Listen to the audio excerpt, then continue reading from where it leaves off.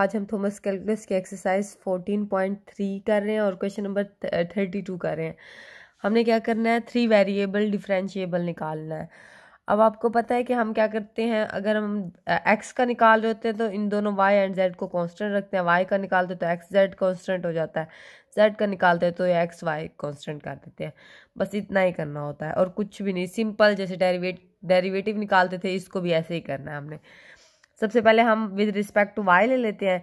ये हमारे पास फंक्शन है, ठीक है। हम वैसे लिखते हैं ये, क्योंकि हमें पता है कि हम डेरिवेटिव में एक्सपोनेंशियल फंक्शन वैसे ही लिखते हैं जैसे हमारे पास होता है। फिर क्या करते हैं, उसकी जो पावर होती है उसका डेरिवेटिव लेते हैं। अब पावर में ज़ाहिर बात है ये हमारे पास 1 हो जाएगा, विद रिस्पेक्ट टू x ले रहे हैं ना, तो ये दोनों तो कांस्टेंट है। ये कांस्टेंट अगर 2 देते हैं हमारे पास, 2x देते तो क्या करते हैं हम 2 लिखते हैं, ये 1 के इक्वल हो जाता ना। इसी तरह से ये 1 के इक्वल हो गया, ये तो हमारे पास वैसे वैल्यू आएगी। देखें ये माइनस था, ये माइनस भी 7 आया, वाई जेड कॉन्स्टेंट है तो ये 7 आ गया। ये हमारे पास विद रिस्पेक्ट टू एक्स हो गया।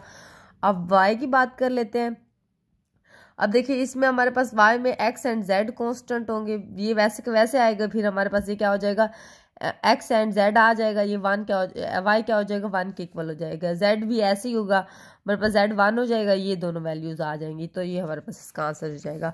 क्वेश्चन नंबर 33 देख लेते हैं। ये हमारे पास टेन है। टेन का फार्मूला हमारे पास क्या होता है, हम जब डेरिवेटिव में निकालते हैं, फार्मूला कहती हूँ, डेरिवेटिव जब निकालते हैं तो वो हमारे पास सीकेंड का स्क्वायर हो जाता है ना। टेन हमेशा क्या हो जाता है, सीकेंड स्क्वायर हो जाता है ना, ठीक है। एच है तो हम साथ में एच भी लगा लेंगे। अब सबसे पहले क्या करना है, हमने ये सारी वैल्यू वैसे रख देनी है। अब विद रिस्पेक्ट टू एक्स ले रहे हैं तो जहरी बात है एक्स 1 होगा, बाकी 0 होंगे, कांस्टेंट है ना, प्लस की वजह से 0 हो जाएंगे। अब मैंने क्या किया, ये हमारे पास स्क्वायर हो जाएगा, यहाँ स्क्वायर ये लगा हुआ है, ठीक है। अब इधर हमने क्या किया, इसका डेरिवेटिव लेंगे तो ये सारे सिर्फ 1 आएगा, ये दोनों 0 हो जाएंगे, ठीक है। अब यहाँ तक तो बात समझ आ गई होगी ना आपको। ये 1 है, जहरी बात है, यहाँ 1 है, ये दोनों 0 हुए तो 1 को मल्टीप्लाई करें, वैसे ही वही वैल्यू आनी है। अब y की रिस्पेक्ट करके देखते हैं, ये गलती से x लिख दिया है, ये y, ठीक है। विद रिस्पेक्ट टू y कर लेते हैं इसको। अब देखिए y करते हैं तो हमारे पास ये सेम वैसी कंडीशन बननी है जैसे हम ऊपर करते हैं, स्क्वायर बनेगा। फिर हम क्या करेंगे, विद रिस्पेक्ट टू y कर रहे हैं तो जहरी बात है ये दोनों कांस्टेंट है, 0 आ जाएगा। y में हमारे पास ये y 1 हो जाएगा, ये 2 तो लाजमी आएगा, यहाँ लिख देंगे। इस तरह से विद रिस्पेक्ट टू z करेंगे, वहीं को वहीं सेकेंड का स्क्वायर आएगा हमारे ऊपर, ठीक है। ये लगे हुए नजर नहीं आ रहे कैमरे में, ठीक है। अब इसमें हमारे पास क्या होगा, z हमारे पास 1 हो जाएगा, ये 3 आ जाएगी, ये दोनों तो कांस्टेंट है, इसका कोई इशू नहीं है। अब हम क्वेश्चन नंबर 34 देख लेते हैं। इसमें भी सेम इसी तरह से करना है जैसे हम पीछे कर चुके हैं। अब ये देखिए इसमें हमारे पास साइन क्या हो जाता है, कोस के इक्वल हो जाता है ना, ठीक है। डेरिवेटिव हम पीछे पढ़ चुके हैं। विद रिस्पेक्ट टू एक्स कर रहे हैं, आप देखिए एक्स में हमारे पास क्या आ जाएगा, सिर्फ वाई आ जाएगा। पहले क्या करते हैं, हम इस पूरे का लेते हैं, फिर इसको हटा के इसके एंगल का डेरिवेटिव लेते हैं। अब मैंने क्या लिखा, कोस, ये सारा कुछ लिखा। फिर मैंने इसको हटा के इसके एंगल का जब डेरिवेटिव लिया तो हमारे पास क्या आएगा, 1 आएगा, ये तो 0 ही हो जाएगा क्योंकि एक्स हमारे पास 1 हो जाता है, ये वाई ही बचेगा हमारे पास। विद रिस्पेक्ट टू वाई कर लेते हैं। वाई में भी सेम इसी तरह से ऐसे ही होगा। अब देखिए हमने ये लिखा, फिर क्या किया, इसके एंगल, इसको हटा के इसके एंगल कर लिया तो एंगल में हमारे पास 1 हो जाएगा, ये y, क्योंकि विद रिस्पेक्ट टू y कर रहे हैं, ये x ही बचेगा हमारे पास। z में क्या हो जाएगा, ये दोनों ही 0 हो जाएंगे हमारे पास एंगल में, ये दोनों 0 हो जाएंगे, ये 2 का स्क्वायर आ जाए, 2z आ जाएगा हमारे पास माइनस का, क्योंकि 7 आगे माइनस लगा हुआ है। अब क्वेश्चन नंबर 35 देख लेते हैं। सेम ये पहले हम अच्छा ये भी सेम ही है, ऐसे ही कर लेते हैं इसको भी, ठीक है। अब इसमें हमारे पास क्या है, पहले हमारे पास वो चेंजिंग थी एक्स वाई जेड की थी, इसमें अब टी एंड अल्फा दे दिया। अब कुछ भी फर्क नहीं पड़ना, करना तो वैसे ही है हमने ऐसे।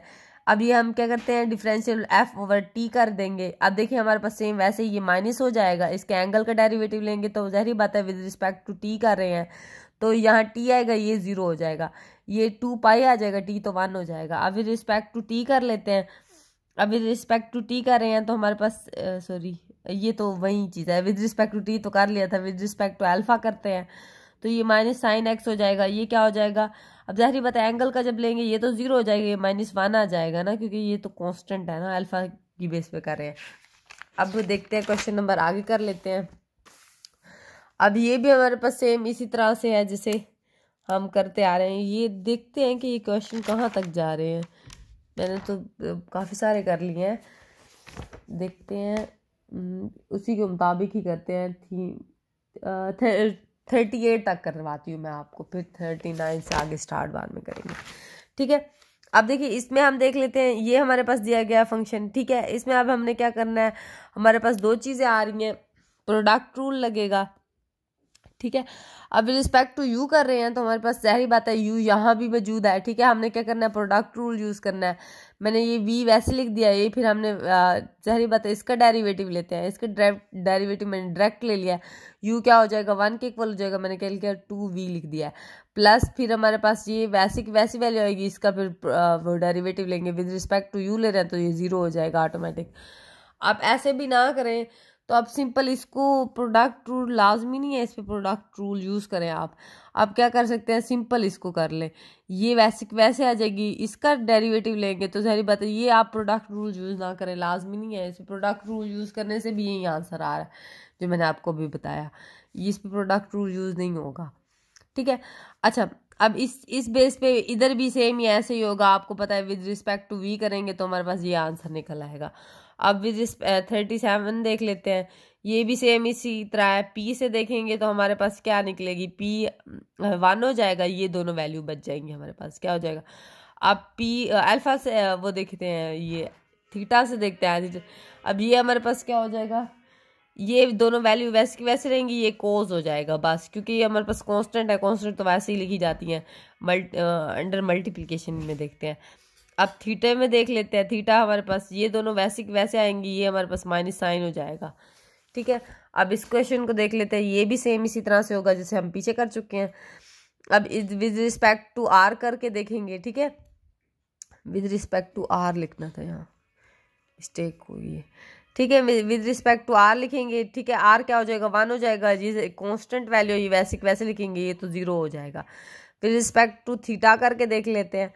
अब देखिए हमारे पास ये क्या हो जाएगा, ये हमारे पास देखें ये हमारे पास कांस्टेंट हो जाएगी ना, थीटा अंदर ठहरा है, मल्टीप्लिकेशन हो रही है, ये वैसे को वैसे आएगा, ये भी हमारे पास 1 वैसे को वैसे आएगा, अंदर वाली वैल्यूज चेंज हो जाएंगी। ठीक है, अब क्या करेंगे, अब इसके आगे देख लेते हैं, इसको देख लेते हैं जेड आर, ठहरे इसमें प्रोडक्ट रूल यूज होगा। हाँ ठीक समझ आ गया। अब प्रोडक्ट रूल यूज करें या आपकी मर्जी के, आप इसके मल्टीप्लाई करें और इसके ऊपर फिर भी प्रोडक्ट रूल यूज होगा। जब आप इसको इधर आर से मल्टीप्लाई करेंगे, जब इधर आर से मल्टीप्लाई करेंगे तब तो ये आपको तब भी हमारे पास प्रोडक्ट रूल यूज होगा इसमें भी। ठीक है, आपकी मर्जी जैसे आप कर लें।